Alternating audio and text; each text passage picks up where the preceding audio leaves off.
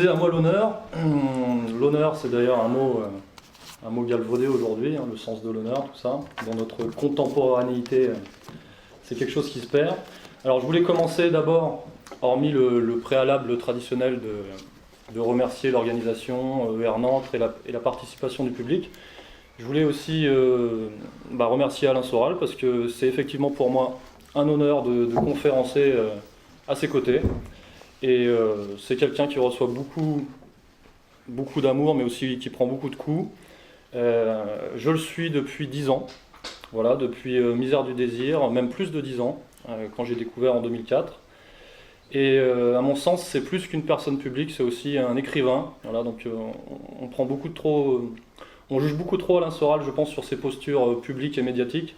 C'est quelqu'un qui gagne à être lu et relu. Et je dis ça en conscience. Et je dirais même que je prends un peu d'avance sur ma conférence.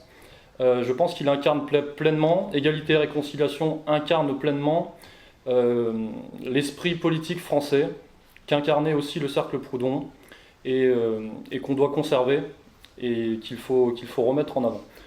Donc ça, c'était pour la partie léchage de cul. Important, c'est voilà. Important. C'est bon, c'est propre ? C'est bon.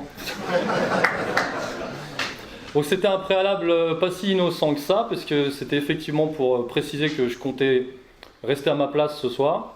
Donc je vous précise comment va se dérouler la conférence, c'est-à-dire qu'effectivement je vais présenter le Cercle Proudhon, je vais donner des pistes, lancer des pistes, et je veux humblement servir de rampe de lancement, donc c'est comme ça que ça va se passer. Alors pour reprendre l'intitulé de la conférence, du Cercle Proudhon au dîner du CRIF, je dirais que le titre est à la fois très bien choisi et très mal choisi, parce que nous ne sommes pas passés du Cercle Proudhon au dîner du CRIF, évidemment. Nous sommes passés du Cercle Proudhon à Égalité et Réconciliation, et nous sommes passés de la France des années, donc, à savoir, on va dire 1911, 1900, on va dire la France des années 1910, à la France des années 2010, qui est effectivement une France qu'on pourrait qualifier de crifisée, pour coller avec l'intitulé.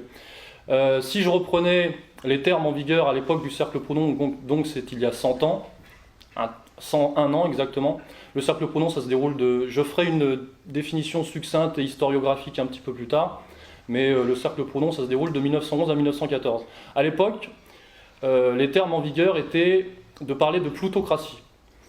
Et quand on voit l'influence du lobby juif en France, je pense que je peux utiliser ce néologisme, on peut parler peut-être de judéocratie. Alors, là je sais que ça y est, j'ai coupé ma tête, c'est terminé. Il y a une caméra, tu coupes tout ça. Allez, donc comment on a pu passer de la plutocratie à la judéocratie ? Et il y a tout un tas de questions simples qui découlent de ce constat. Alors je pose qu'est-ce que veut dire plutocratie ? Plutocratie, c'est le gouvernement des riches, pour faire simple. Voilà. Et après, qui sont ces riches, c'est une autre question. Et la question que je pose et qui bascule et qui découle simplement de ce constat, est-ce qu'il y a eu une rupture ? Alors peut-être que justement Alain Soral tout à l'heure prendra soin de répondre à cette question. Est-ce qu'il y a eu une rupture ? Est-ce qu'il y a eu un basculement historique, idéologique, ou est-ce que nous sommes effectivement dans un processus ?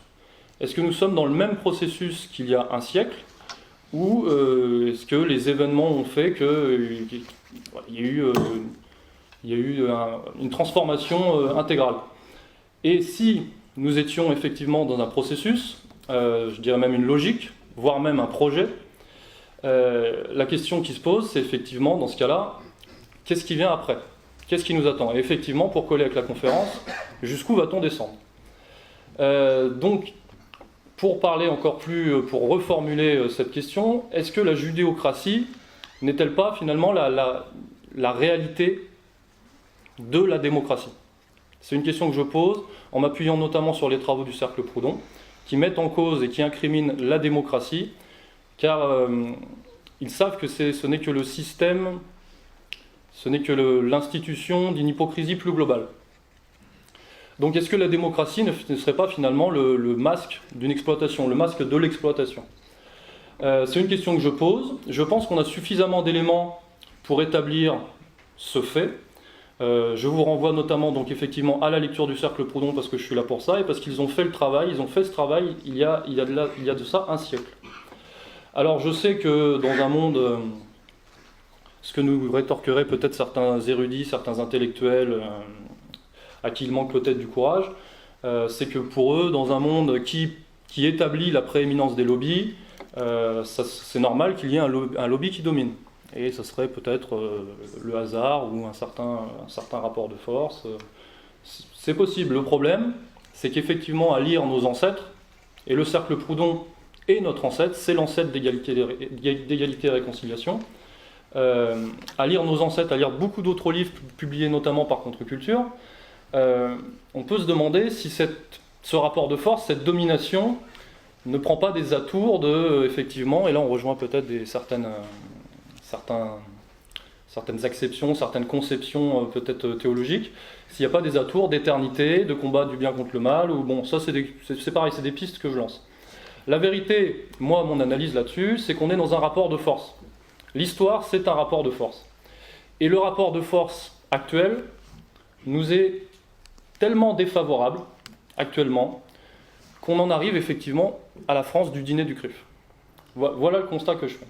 Et le dîner du CRIF, en 2015, c'est le symbole, il ne faut pas se leurrer, il ne faut pas se tromper, c'est le symbole de notre démocratie. Est-ce que c'est le symbole de la démocratie? C'est une question que je pose. Quand je parle de démocratie, je suis en plein dans le sujet, je suis en plein dans mon sujet, puisque le Cercle Proudhon, et donc là je vais reposer les bases pour les gens qui ne connaissent pas, le Cercle Proudhon, c'est un groupe de réflexion, c'est un organe de dissidence, donc il y a un siècle, qui réunissait des militants de l'Action française et des syndicalistes révolutionnaires, à mon sens les meilleurs éléments des deux mouvances, et qui se sont alliés autour de la figure tutélaire de Pierre-Joseph Proudhon. Donc pour les gens qui n'ont pas une culture chronologique très forte, Proudhon était déjà mort à l'époque, évidemment, mais il se retrouve autour de sa personne, autour de ce qu'il incarne.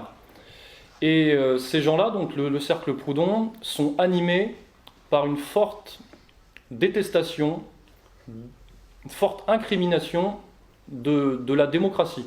Alors de la démocratie qu'il faut comprendre, je dirais comme un terme générique, une acception large, c'est-à-dire que c'est un système global, ça ne se réduit pas simplement aux institutions politiques.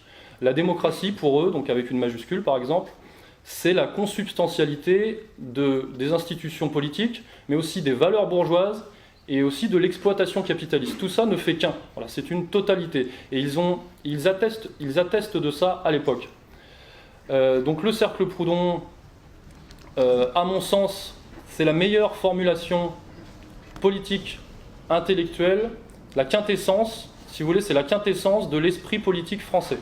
C'est l'analyse que j'en fais.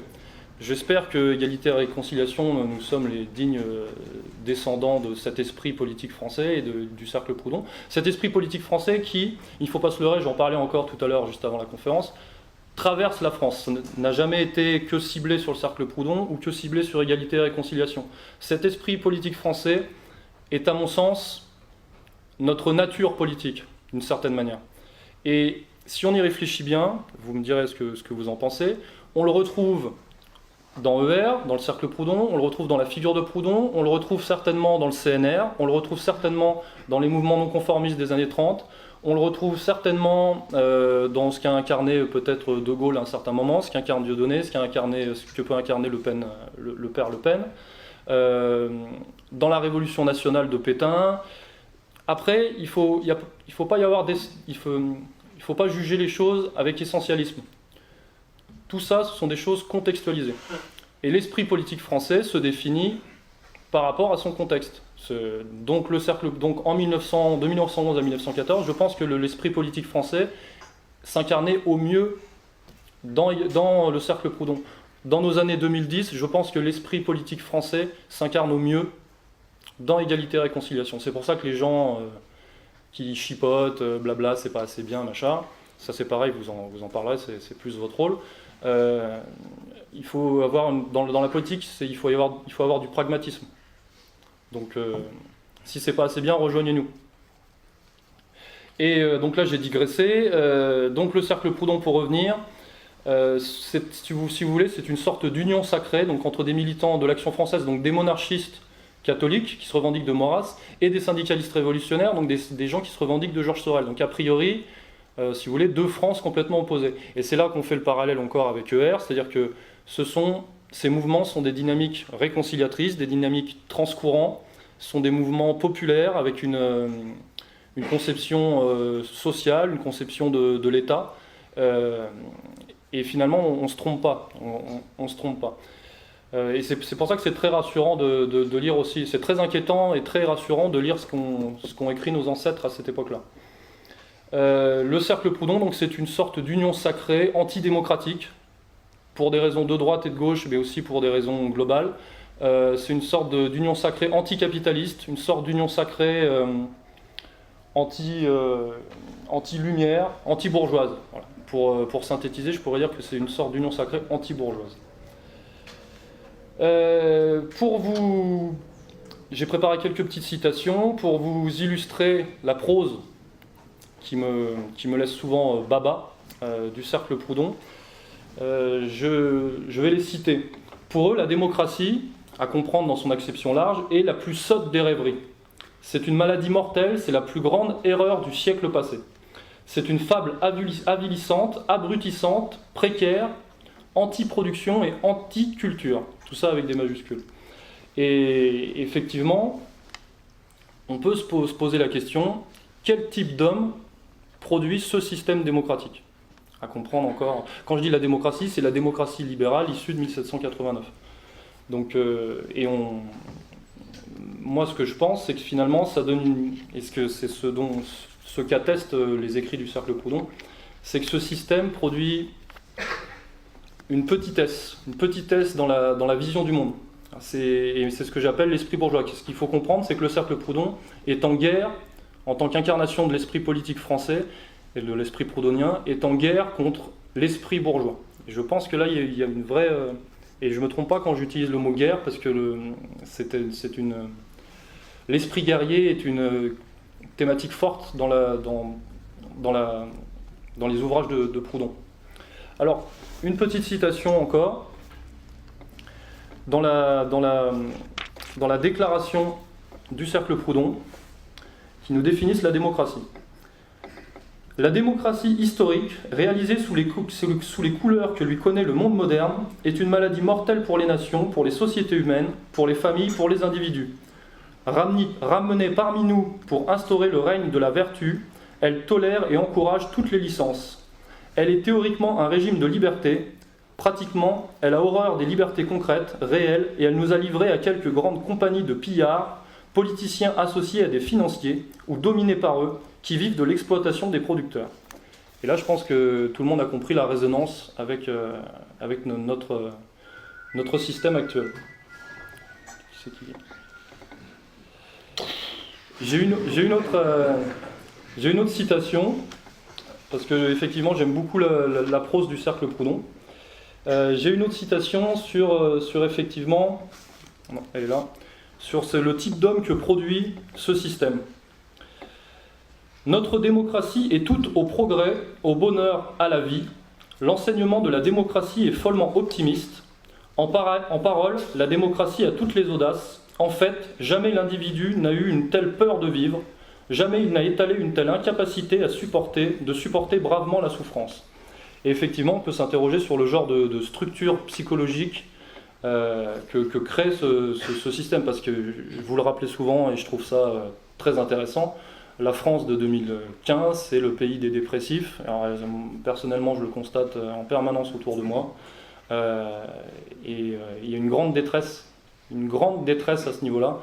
Et je pense, mon humble théorie là-dessus, c'est que cette grande détresse, ce grand malaise, vient notamment du décalage inconscient entre notre esprit politique français, que nous avons tous en chacun de nous, qui n'est pas une conception raciale, et la réalité que nous inflige effectivement le libéralisme moderne, l'américanisation, la sous-culture, tout ce qu'on veut.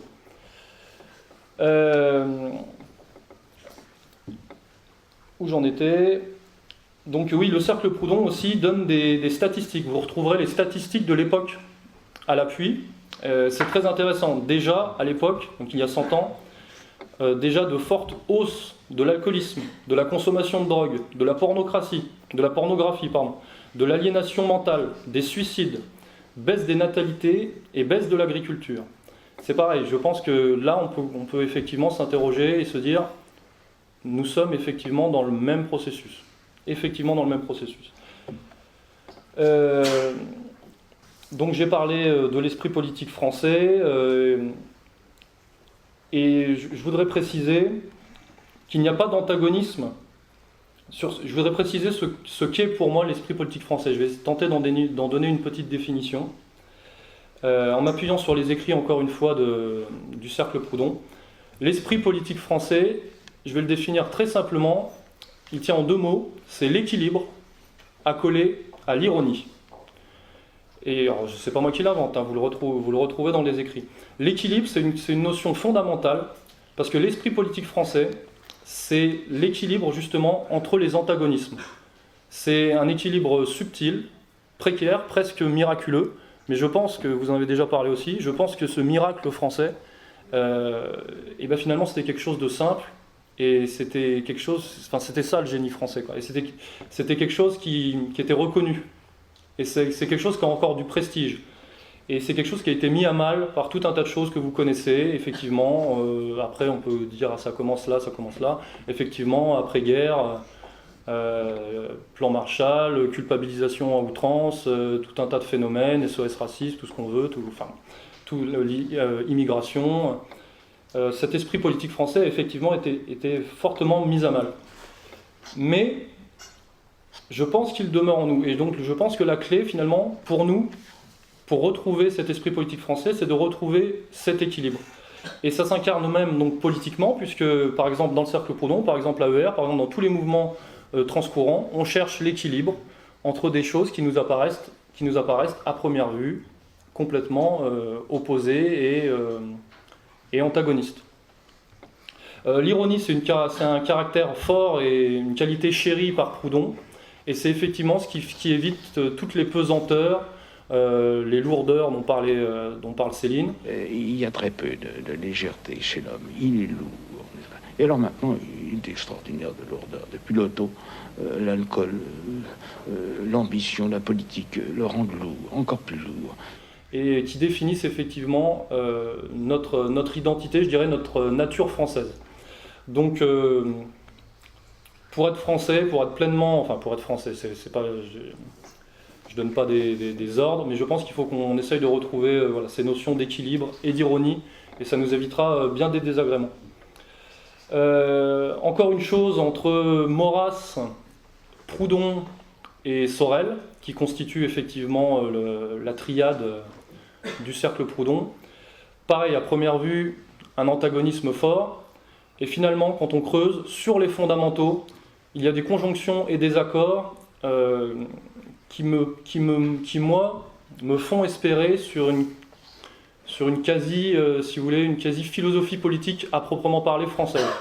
C'est-à-dire que ça soit sur l'ordre, avec une majuscule, sur l'organisation, que ça soit sur l'État, que ça soit sur l'intelligence, avec une majuscule, que ça soit... qu'est-ce que j'ai noté d'autre ? Sur l'action aussi, il y a conjonction. Il y a conjonction malgré ce qu'on pense, entre Maurras, entre Sorel et entre Proudhon. Et je pense que ces gens-là sont au panthéon de notre culture française, de notre philosophie politique française, et qu'il faut les remettre au goût du jour. Voilà. Alors concernant l'analyse, pour rejoindre la conférence, l'analyse de la classe politique française, je vous ai dit, qu'est-ce qu'en disait le cercle Proudhon à l'époque ? Effectivement, il y a de fortes similarités avec notre période actuelle. Si vous voulez, dans les cahiers du cercle Proudhon, donc, qui sont donc les écrits produits à l'époque par ces militants, vous retrouverez le Mélenchon de l'époque. Vous allez retrouver le Attali de l'époque. Vous allez retrouver le Finkielkraut de l'époque.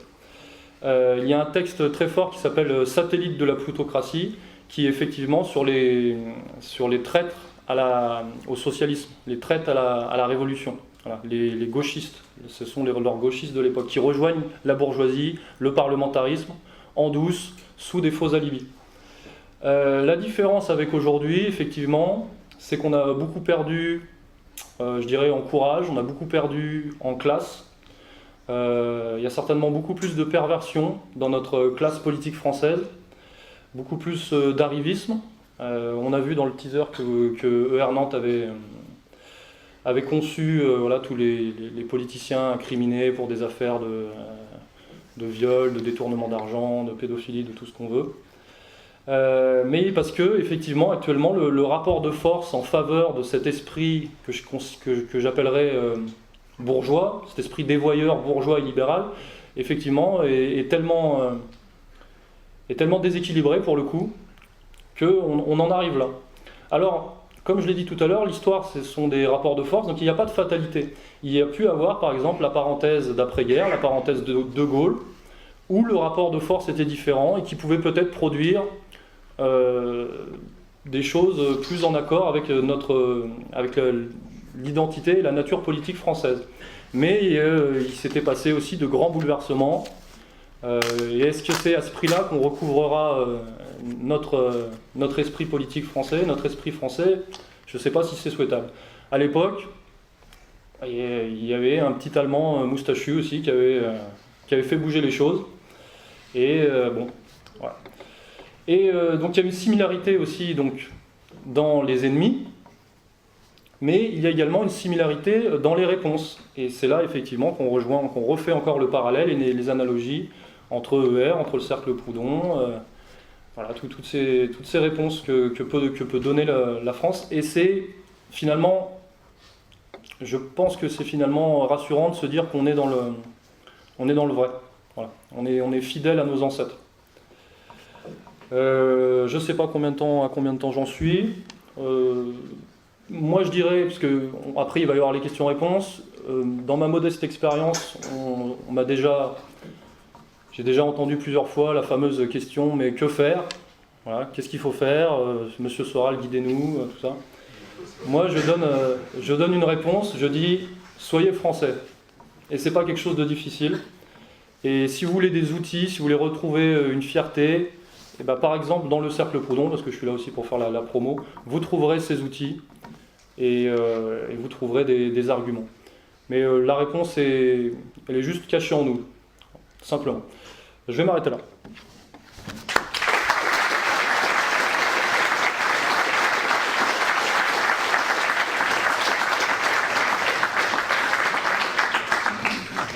Je remercie notre jeune camarade. C'est difficile de construire un plan, de s'y tenir, etc., d'arriver à digresser sans perdre le fil. Donc c'est un exercice difficile, il faut l'encourager. Moi, ça m'a permis, en écoutant ce qu'il a dit, de prendre quelques notes pour essayer effectivement de faire un commentaire qui colle à l'actualité et qui essaye quand même de renvoyer à certains fondamentaux. Je pense que c'est très très bien comme l'idée de dire qu'il suffit que tout le combat en fait c'est un combat pour l'esprit français d'une certaine manière, parce que c'est vrai que il y a un génie des nations. Moi je respecte le génie anglais, italien, espagnol. L'Europe c'est quand même à la fois ces complémentarités et concurrences de génies qui sont tous cousins et en même temps différents, et ça donnait quelque chose d'infiniment subtil et dont on voit bien en ce moment qu'il y a un projet de destruction, non seulement du génie français de la France, mais même de l'Europe. L'Union européenne est une tentative de destruction du génie européen, c'est-à-dire de cette complexité et complémentarité de l'esprit français, italien, espagnol, allemand, voire même anglais, même si l'Angleterre joue le rôle du cheval de Troie dans cette histoire et d'une force destructrice, par l'uniformisation, la standardisation, notamment de l'Union européenne, dont d'ailleurs je crois que l'anti-esprit, puisque c'est un anti-esprit, était parfaitement incarné par un personnage qui est sorti... je dirais discrètement sur ses pantoufles, mais qui a été un acteur majeur de la politique française, qui s'appelle Jacques Delors. Souvenez-vous de Jacques Delors, l'homme qui voulait standardiser la courbure des concombres, et c'était à peu près sa vision politique de l'Europe, et qui à un moment donné d'ailleurs savait tellement qui il était, c'est-à-dire rien du tout, sinon le successeur de Jean Monnet de ces gens qui sont des traîtres à la France et des technocrates délirants. Il a refusé de se présenter à la présidentielle tellement ça le terrorisait de se retrouver finalement face à un peuple qu'il voulait diriger sans jamais recourir à ce pourquoi, soi-disant, il se battait, qui était la vraie démocratie. C'est-à-dire, à un moment donné, être légitime par rapport au peuple et lui rendre des comptes directement. Voilà.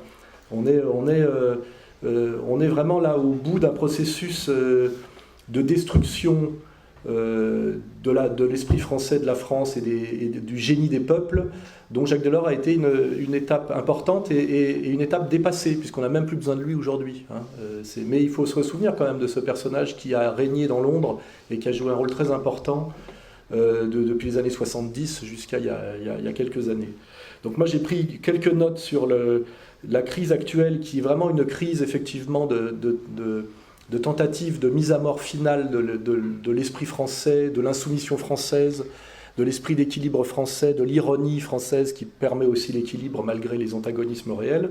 Et cette période de destruction finale est incarnée par un personnage aujourd'hui qui a un rôle moteur comme a eu Jacques Delors à un moment donné, mais à une période différente, qui est M. Valls. Vous voyez, nous avons aujourd'hui un Premier ministre qui a réellement le pouvoir. Ce n'est pas le président de la République qui a le pouvoir, mais c'est le chef de gouvernement. Le président de la République s'excuse en gros d'être là et passera la main, et je pense qu'on est déjà en train de nous expliquer qu'il ne se représentera pas. On est déjà en train de nous envoyer Valls sur orbite présidentielle par des documentaires où on le voit avec l'animateur de Canal+, ancien président du club de football, là, j'ai oublié son nom, mais un type très légitime pour parler d'économie politique à haut niveau, vous vous en doutez, et qui essaie de faire de ce petit bonhomme en imperméable le futur président de la France avec sa petite oreille décollée. C'est d'ailleurs par là où on doit le saisir pour le faire sortir, vous voyez, il y a déjà la flèche. Et qui est, je le rappelle, il n'y a pas que du symbole, il y a le réel et le symbole, tout est assez visible dans ces périodes. C'est un petit Catalan naturalisé français en 82, donc le dernier des Français, et qui déclare sans aucun problème se sentir éternellement attaché à Israël, on en est là, et qui est aujourd'hui le chef de gouvernement d'un monsieur qui s'appelle Hollande, et qui est le président de la France. Vous voyez, enfin, je veux dire, pour des historiens qui s'amuseront à étudier l'effondrement de la France, si jamais on survit, parce que sinon il n'y aura même pas d'historiens français pour en parler, il faudra que ce soit fait par un historien peut-être américain ou turc. Tout ça, ça permettra justement pas mal d'ironie sur tous ces symboles assez explicites. Et quand je vois ce petit monsieur Valls, qu'on peut comparer à Louis XIV, au Grand Condé, à Clémenceau, à De Gaulle, même à Chirac, qui était encore un grand con, mais au moins un grand con, pas un petit con, vous voyez. On a vraiment l'histoire d'un effondrement qui m'amène à mettre en avant un autre concept qui a à voir avec l'esprit bourgeois, parce que c'est vrai qu'on a du mal aujourd'hui à comprendre ce que c'est que le combat contre l'esprit bourgeois. Il y a un roman très important d'un très grand écrivain autrichien qui, lui, justement, a pu penser profondément, parce qu'il était le fruit d'un empire totalement détruit. Et cet auteur, parce que tu as rappelé que j'étais écrivain aussi, et je ne suis pas juste un agitateur, je suis quelqu'un qui a lu 4 heures par jour depuis l'âge de 18 ans. Ce grand écrivain, c'est Robert Musil, pour ceux qui ont lu son œuvre majeure, qui est ce qu'on appelle un roman total. Il y a 3 auteurs de romans totaux dans l'histoire du XXe siècle, c'est Proust, Céline et Musil. C'est-à-dire, ils ont écrit un roman qui est toute leur vie, et qui ne s'arrête, en gros, qu'avec leur mort. Voilà. Et le titre de ce roman, très important de comprendre, ça s'appelle « L'homme sans qualité ». Et pourquoi on appelle ça l'homme sans qualité ? Parce que nous sommes dans l'ère de la quantité. Et l'ère bourgeoise est l'ère de la quantité.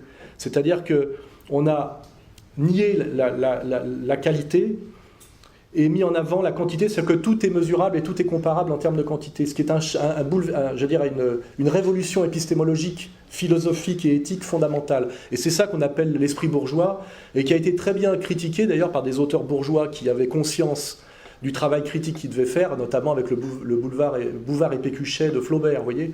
Mais aujourd'hui, on a presque oublié, on a presque perdu les moyens de la critique de cet esprit bourgeois qui est devenu l'esprit, je dirais, naturel, vous voyez, et qui est, dans un premier temps, le règne de la quantité, c'est-à-dire que tout est mesurable et tout doit être discuté en tant que mesure, combien tu gagnes, combien ça vaut, combien je paye, et qu'il n'y a jamais de différence. La notion de valeur n'existe plus au sens d'opposition de valeur, c'est-à-dire que le temps de travail d'un prêtre ne vaut pas le temps de travail d'un politicien, vous voyez, alors qu'aujourd'hui on dirait en gros à quoi sert À quoi sert un moine, par exemple? Vous voyez, que produit-il? Vous voyez, on ne peut pas mesurer ça par le système de la quantité. Et c'est ça l'esprit bourgeois.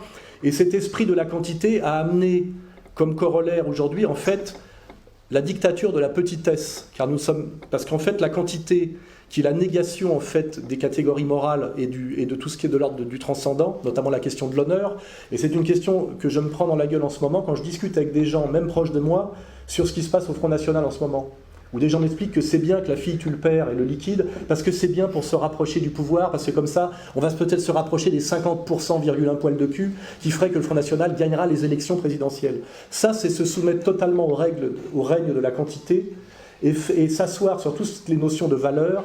Et moi, ma réaction qui est, je dirais, d'instinct, elle est vraiment d'instinct. À des moments, il faut arrêter avec les analyses super fines de super politologues qui, en général, amènent nulle part. C'est que il est très malsain de s'appuyer que sur des valeurs malsaines pour soi-disant essayer d'accéder à quelque chose qui serait la reconquête du vrai et du bien, vous voyez. Et donc tout ça est articulé aujourd'hui. Nous sommes aujourd'hui dans la dictature de la petitesse, parfaitement incarnée par le Valls, chef de l'exécutif, qui est un petit bonhomme, hein, un petit excité, dont on peut comprendre qu'il a été choisi par ses maîtres pour son inaptitude au pouvoir réel en réalité, et à toute dimension de grandeur et de respect, d'amour de la France, et à son éloignement fondamental de ce qu'on appelle justement l'esprit français et le génie français. C'est un anti-français pour moi intégral. Hein.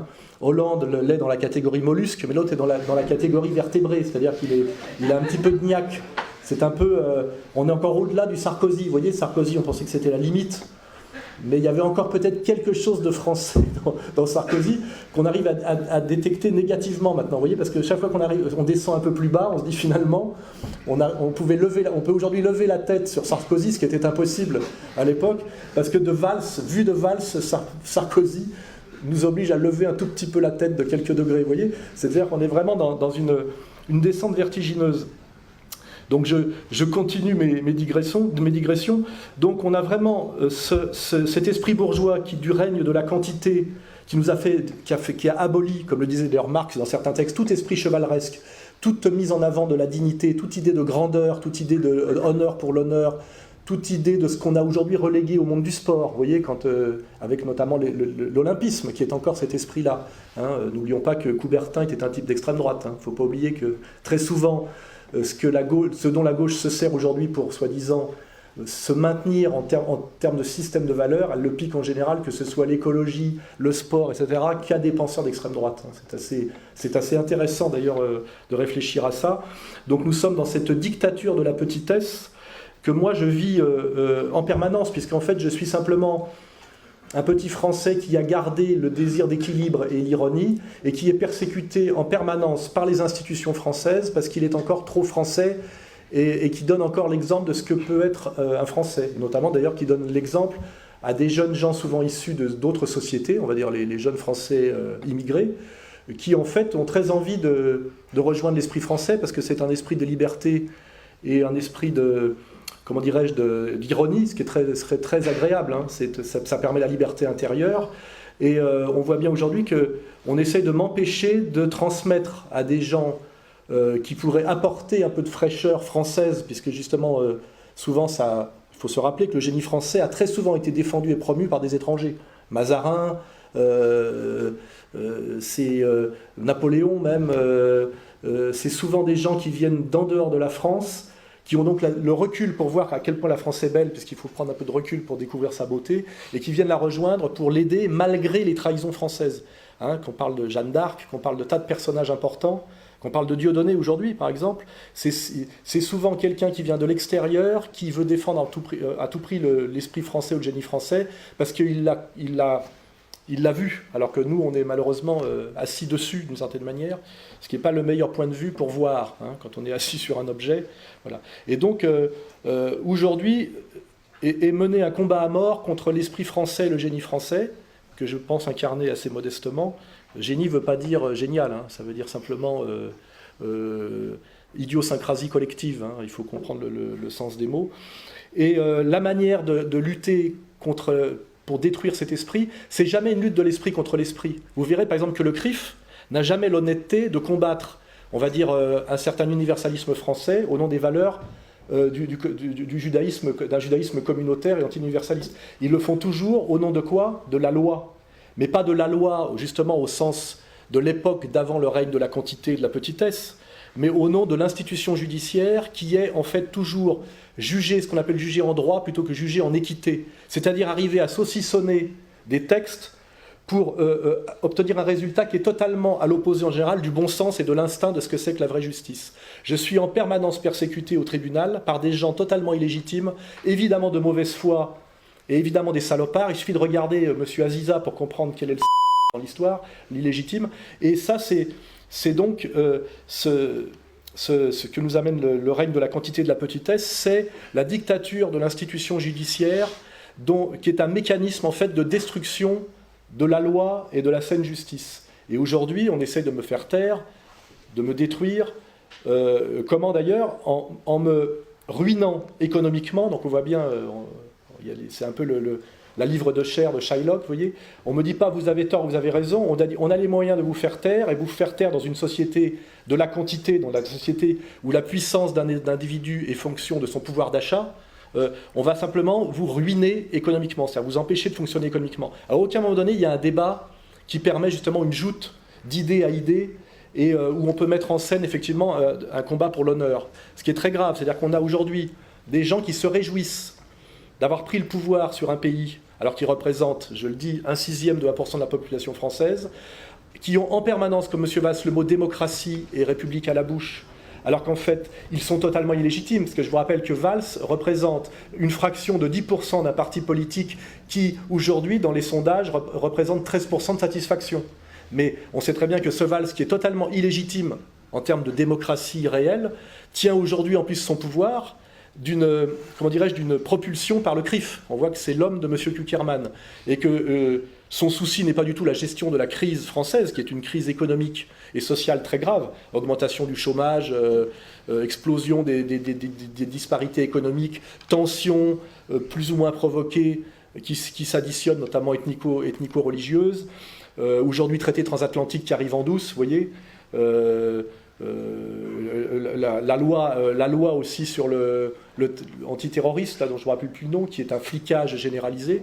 Donc on voit bien en ce moment qu'un Premier ministre totalement illégitime, et en tant que Français, et ce que veut dire être Français, est totalement illégitime même en termes de statistiques et de quantité, de représentativité quantitative par rapport à la démocratie, est là pour détruire par tous les moyens, et les moyens les plus ignobles. Je citerai par exemple pour moi l'affaire Binti, montage intégral, hein, je le démontre chaque jour un peu plus, pousser ma sœur, pauvre actrice vieillissante, botoxée, au chômage, à écrire un livre pour me cracher à la gueule, avec un procédé de psychologisme intégral aussi, qui est une catégorie dont on pourrait parler, la dictature de l'émotionnel et du psychologiste, pour essayer de contourner, après avoir détruit l'honneur par la quantité, de détruire le logos, c'est-à-dire la capacité encore de raisonner par le recours aux concepts et aux concaténations, qui sont des articulations cohérentes de concepts, ce qui seul permet la pensée. Je vous signale que dans un monde où Dieu a disparu et qu'il n'y a plus de révélation, le seul moyen du combat qui devient horizontal, c'est celui qui a l'argumentation la plus rigoureuse. Hein, soit on est dans l'ordre de la révélation, et Dieu, vous combattez pour Dieu parce qu'il vous a parlé, et là on est hors logos d'une certaine manière.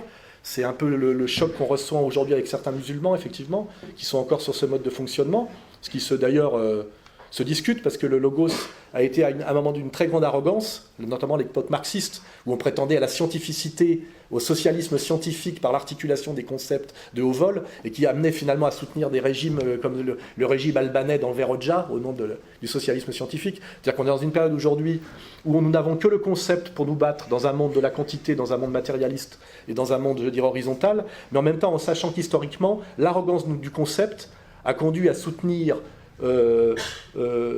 inconditionnellement l'Union soviétique du Goulag et de Staline. Donc on est dans une période effectivement où nous n'avons plus le recours à Dieu, à la transcendance et à la révélation, où le concept a montré son énorme arrogance et sa fragilité, puisque un système peut être très très beau et très cohérent d'un point de vue de ses articulations logiques, et finalement ne pas donner grand chose dans le réel, ou même amener d'ailleurs à des résultats contraires à ce qu'il prétendait à ce à quoi il prétendait amener par la rigueur et la logique. Ce qui nous ramène, et ce qui nous connecte d'ailleurs au monde de la quantité et à un monde proche des mathématiques. Vous voyez, il y a quand même un lien entre la prétention de dominer le réel par le logos et cette espèce d'espoir un peu fou et qui a remplacé la religion de pouvoir traduire le monde entièrement en mathématiques, qui est en fait le côté délirant des technocrates, qu'on voit bien chez certains virtuoses de la technocratie.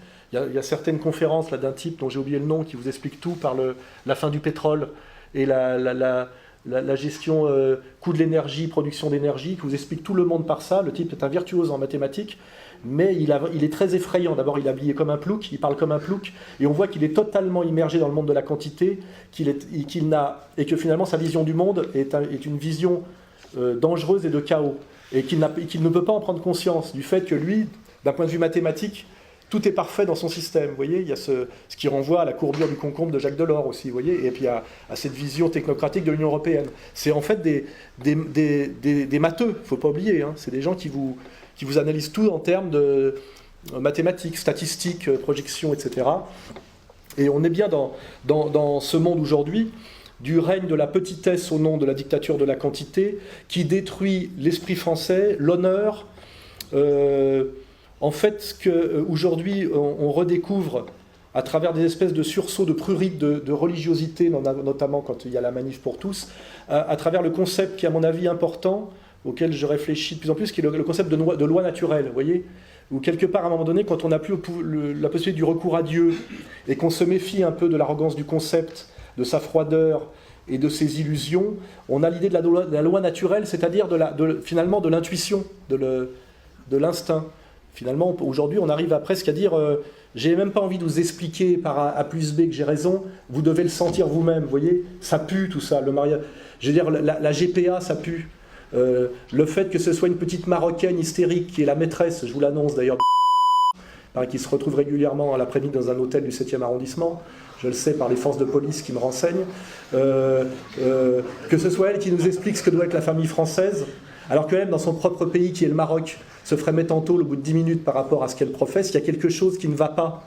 Et aujourd'hui, tous les gens qui nous donnent des ordres sont des anti-français, soit par leur esprit, soit même par leur origine.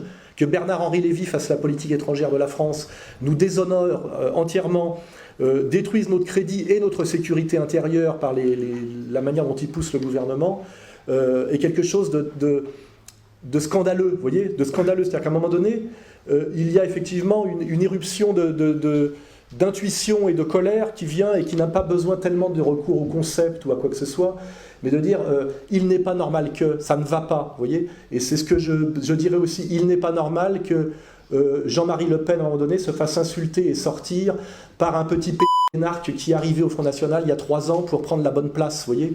On peut avoir un très grand respect pour l'intelligence de Philippot, sa vision des choses.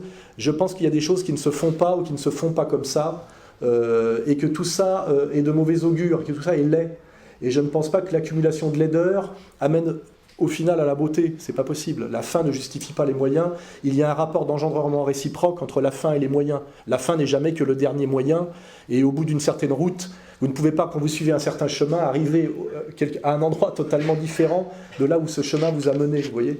Et c'est tout ça que j'essaye de mettre en avant en rebondissant par rapport au propos de notre camarade. Le Cercle Poudon, à l'époque, d'ailleurs, était aussi un combat pour la dignité et la grandeur d'âme et la grandeur d'esprit. C'est-à-dire que des syndicalistes révolutionnaires puissent discuter avec des monarchistes au nom de leur amour commun de la France, de la vérité, par en fait une démonstration de respect mutuel, puisque c'était les gens qui, selon l'échiquier politique qui nous a imposé depuis la Révolution, avec cette idée de gauche et de droite, étaient, selon le système, les gens les plus éloignés et qui devaient le plus se battre, mais qui en réalité se disaient qu'ils étaient des combattants respectables parce qu'ils avaient réellement un idéal anti-bourgeois tous les deux, et qu'ils voulaient tous les deux échapper, les uns par la référence à Sorel, pour ceux qui l'ont lu, qui fait référence d'ailleurs à l'héroïsme gréco-latin, qui valide la lutte de classe, mais dit si on n'accouple pas le combat de classe à l'héroïsme gréco-latin, on arrive au sordide. Et je pense qu'on arrive d'ailleurs au sordide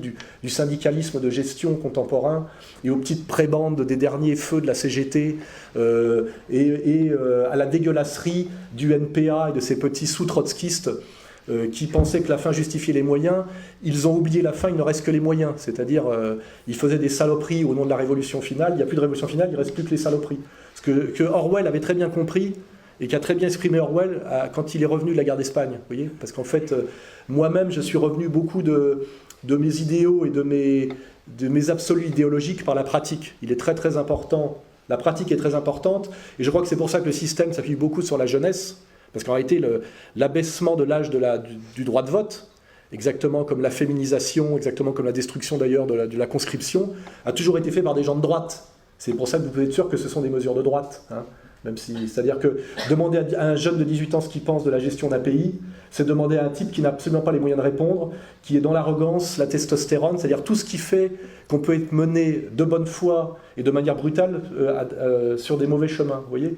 Et c'est tous ces mécanismes-là qu'il faut arriver à détricoter, à mettre en juxtaposition pour voir comment tout ce système de domination, qui évidemment est un système au départ de domination par l'argent, est un système de mise en place de destruction de l'humain, hein, voyez, et que ça s'est fait évidemment étape par étape, et que même si à un moment donné, on va dire l'humanisme et les Lumières ont été une tentative de destruction de la société religieuse, même aujourd'hui, ce qu'il peut y avoir d'un peu de grandeur et d'idéal dans l'idéologie des Lumières, parce qu'il y a l'idéologie des Lumières avait quelque chose de beau et de flamboyant à l'origine, aujourd'hui, on est même dans